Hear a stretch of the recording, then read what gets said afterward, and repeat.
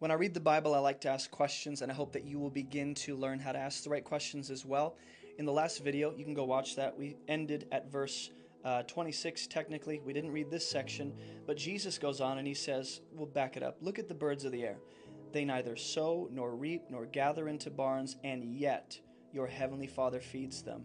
So I might ask, hey, what does it mean for God to feed the birds?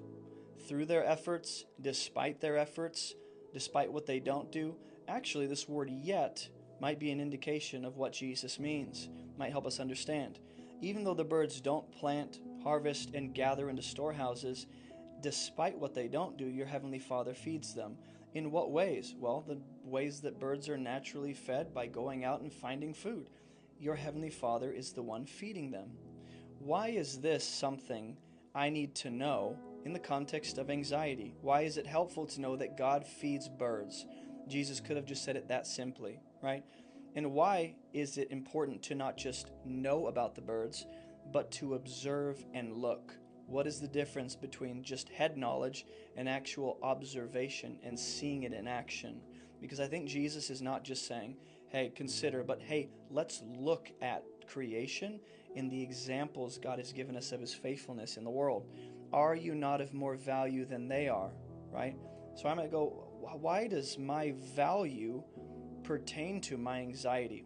How are the two connected? Jesus addresses the value of a person in the sight of God as their Father, right, in order to address the anxious thoughts and the worries and the concerns and the needs of our lives. So I might ask, what does value have to do with that? Why do I care that I'm valued by God? And why do I care that he feeds the birds? Which of you, by being anxious, can add a single hour to his span of life? You know, a question I have is, well, what does it mean to be anxious, right? Or why is God referred to as Father here specifically?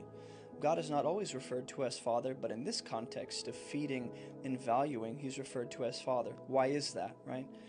Why does it matter that I can't lengthen my own life? How does that help me through the anxiety I'm facing? Why are you anxious about clothing? Well, for those of us that aren't necessarily anxious about clothing, the way that we think Jesus is saying, we might be tempted to think, this doesn't apply to me. Well, what does it mean to be anxious about clothing? Consider the lilies of the field, how they grow. What about the lilies am I supposed to observe? Sometimes, or what am I supposed to know? Sometimes the scriptures will answer your questions immediately. For example, consider how they grow. They neither